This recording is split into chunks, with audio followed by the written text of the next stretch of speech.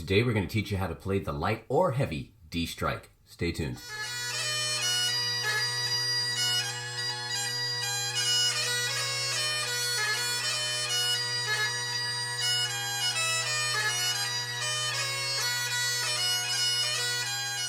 Well, hello everybody, I'm Willis Bagpiper, and on this channel I make videos to make you a stronger and more confident piper. If you like this kind of content, please think about liking the video, subscribing to the channel, and hitting that bell notification to be told, well, when I put out new videos.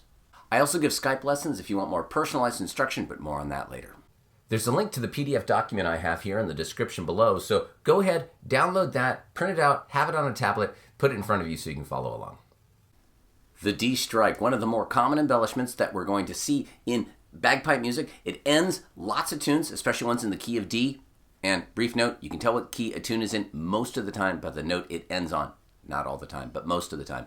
So it ends a lot of tunes in the key of D. It also starts a lot of tunes. It's there at the top of Amazing Grace right after, well, the first two notes. And the D strike comes in two varieties. There is the heavy D strike, where we're going to start with a G grace note to emphasize the D, and then we're going to tap down to a low G to separate the D into two parts. So similar to a doubling, and I have a video on doublings that'll be linked up there and in the description below if you need to learn more about doublings in general. But a standard doubling is about separating the note into two using two lifting motions. The strikes are about using a lifting motion to emphasize the note that we're going to, and then a tapping motion to separate rather than a second lifting motion. It'll all make more sense in a second when we get to the exercise here. So in the heavy D strike, we're going to have a low G do the separating, and in the light D strike, we're going to have a single finger. And we have exercises for both of them right here. One of the things that makes the D strikes interesting, at least in my experience, is that I don't think I've ever seen one that isn't already on a D. There's no reason you couldn't change notes with the G grace note of the D strike. Say go from A to D strike, F to D strike. But I don't think I've ever seen it done. If you know a tune that has a D strike with the note before the D strike being something other than a D, because it's always D, D strike. If you know a tune that has another note before it, please comment below with what that tune is. I'd like to see it. But because the D strike is always coming from a D, this exercise is going to be relatively short because we're not going to worry about making note changes with the embellishment itself. We're just going to work on making sure it's good, clean, clear, coming from a D to a D with the proper grace notes. So as we look at line one here, we're going to start on a D. We're going to do a G grace note. Now this is ultimately going to be what's starting the embellishment, but first we're going to kind of break it down into its core components. So we're going to do a G grace note to a D, and then we're going to go down to a full low G before heading back up to a D. Then I'm heading to a high A really just because that note could have been anything other than another D. I didn't want to have other grace notes in it. I wanted the grace notes in this really to kind of be in and around the embellishment, not just for separation and other things. So I picked a note to change to. I picked high A. Seemed as good a choice as any. Then in bar 2, you can see we're on a D. We're doing a G grace note to D, but now rather than going to a full note of a low G, we're just going to tap. And you can tell it's a low G because, well, it's on the low G line. And then again, that's taking us to a third D. And then again, just to separate out these exercises, we're going up to a high A. Then in line 3, we're going to do a D, G grace note to D, but this time it's going to be on a 8th note. So the D we're going to is shorter before we tap, and then we're going to hold that note a little longer. That's what that tie means. That symbol there means we're holding that note across the beat to the next note there. It could have been written as a dotted quarter note. However, in properly written 4/4 music, you tend to treat the space between beats 2 and 3 almost as if it's an invisible bar line. So this is actually just a little bit more proper. Might be a little musically pedantic there, but you know, if we can write it right, we should write it right. So we're going to hold that for a beat and a half, then go back up to that high A.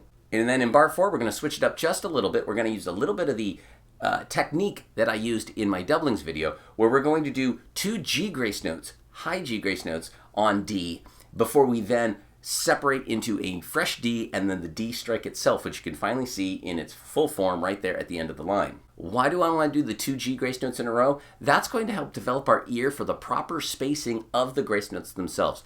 It's really easy when we have grace notes on especially multiple hands. This is on this hand, this is on this hand, to overlap them and not hear that D in the middle. But if we practice one finger only, then we can hear the sound of how it's supposed to be timed, because you can't overlap the same finger.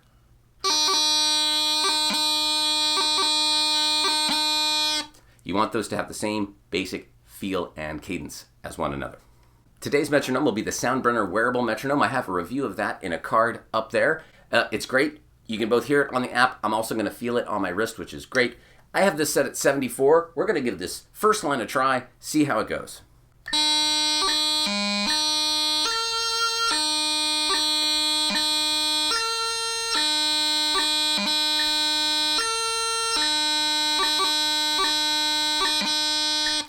Feel free to slow that down if you need to. Feel free to speed it up if it feels a little slow at that speed. But I warn you, don't go too fast. This is about getting it good and clean, not just fast.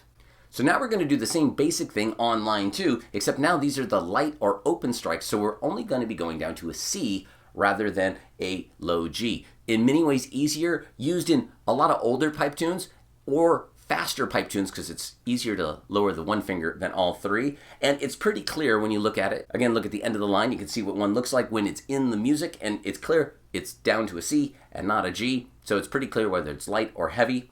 So we're going to keep this at 74 and give it a try.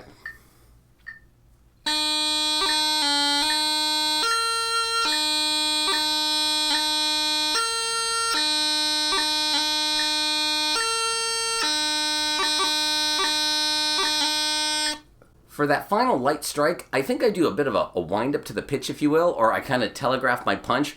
I want to make sure that that's a nice, like, striking kind of motion down. It's really easy to get a, and I don't want so much tonality out of the C as I want more impact.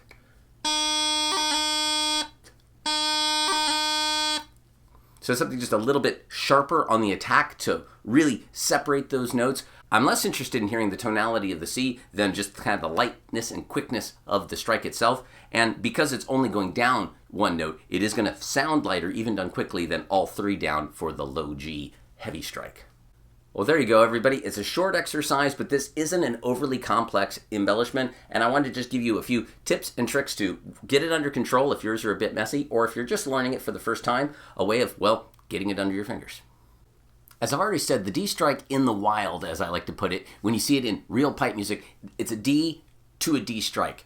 I'm not entirely certain why, but that's how I see it occurring. The other interesting bit is with the D throw, the note before the D throw is anything but a D.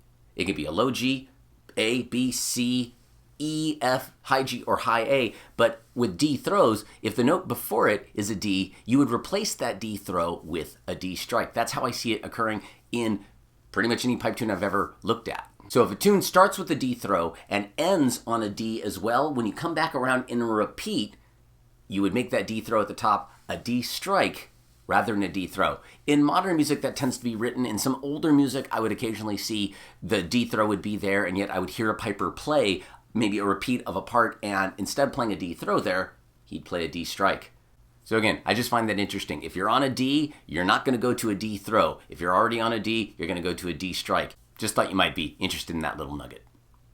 Well, thank you so much for watching, everybody. If you got something out of the video, please think about giving it a like, subscribing to the channel, and hitting that bell notification. And share with any other pipers you might think could get something out of the exercise.